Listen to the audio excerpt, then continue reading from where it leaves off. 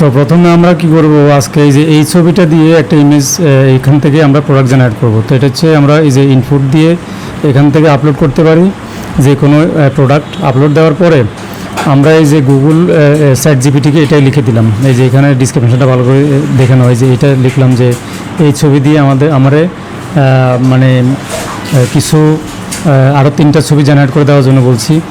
অর্থাৎ এই লেখাটা আমরা গুগল হুইস্কি ইউজ করব, সেটা গুগল হুইস্কি যে ইউজ করব সেটার জন্য একটা প্রম্পট জেনারেট করব। প্রম্পটটা মানে হলো গুগল হুইস্কের আমরা যেন গোছালো একটা কথা দিতে পারি সেটা, ঠিক আছে। আচ্ছা, এরপরে কী কী লিখছে সে আমরা এগুলো দেখতেছি। দেখো এগুলো দেখার পরে এখানে আমাকে সে প্রম্পট দিছে। প্রম্পট দেওয়ার পরে এখান থেকে আমি যে কোনো একটা প্রম্পট যে গুগল হুইস্কে এসে আমি এটা আপলোড দিব, ঠিক আছে। তো এখানে একটা প্রম্পট দিয়েছে যে উপরে লেখা আছে মডেল হ্যান্ড, তারপরে লাক্সারি, তারপর হচ্ছে এই যে নিচে আছে একটা। তো এই প্রম্পটগুলোর যে কোনো একটা কপি করে আমরা ওই যে গুগল হুইস্কে দিব, ঠিক আছে। এই হলো সিস্টেম। এরপর আরও নিচে কী লিখছে, প্রো টিপস আছে। প্রো টিপস হয়েছে এখানে আছে যে এই যে গুগল হুইস্কে আপলোড করার সময় কী কী দিতে হবে। অরিজিনাল ছবিটা আপলোড করতে হবে রেফারেন্স হিসেবে, এটা লিখছে। আমরা গুগল হুইস্কে এসে এখানে যে ইয়াতে ক্লিক করব, তারপর এন্টার টুলে ক্লিক করব। এন্টার টুলে ক্লিক করার পরে এখানে ড্যাশবোর্ড আসবে। এরপর এই যে ড্যাশবোর্ড আসার পর এখান থেকে আমরা ওই যে লিখছে যে আবার গুগল হুইস্ক আমরা করতে আনবো। এই যে গুগলে গিয়ে গুগল হুইস্ক লিখে দিলে এই যে লিঙ্ক চলে আসবে। এরপর লগ ইন করার পরে এরকম ইয়েতে আসবে আর কি ড্যাশবোর্ডটা। এরপর লেফট সাইডে যে অপশন আছে সেখানে আমরা এই ছবিটা রেফারেন্স হিসেবে লিখে দিব, আপলোড দিব। আপলোড দেওয়ার পর আমাদের যে কোডটা আছে সেই কোডটা কী করব, কপি করে এখানে পেস্ট করব, ঠিক আছে। এই যে আমি সেকেন্ড নাম্বার ইয়েটা কপি করলাম, এই লাক্সারি ইয়েটা কপি করে পেস্ট করলাম, ঠিক আছে। পেস্ট করার পরে এরপরে আমাদের কী বলতে, এই যে এখান থেকে আবার সাইজটা এই যে এইখান থেকে সাইজটা ঠিক করব, স্কোয়ার সাইজ। এরপর উপরে যে কথাটা উল্লেখ করতে বলছে যে ইউজ দিস এক্স্যাক্ট পিকচার, এটা আমরা কপি করব এখান থেকে, ঠিক আছে। এটা কপি করে সেখানে আবার আমরা গুগল হুইস্কে এটা পেস্ট করব, ঠিক আছে।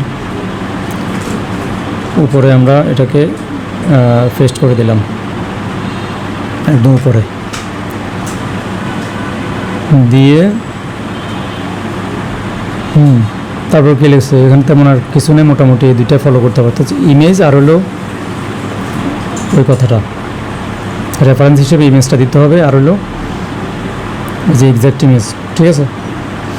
এরপরে আমি এন্টার করলাম। এন্টার করার পরে যে ইমেজ জেনারেট হইতেছে, ঠিক আছে। দেখি এখানে আসছে কিন্তু মডেল আসে নাই, মোটামুটি সুন্দর ছবি আসছে, অনেক চমৎকার।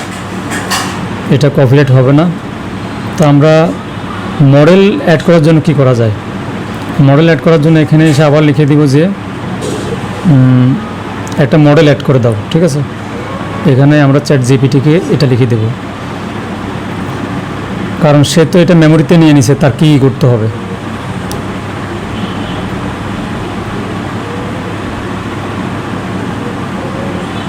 একটা মডেলের হাত,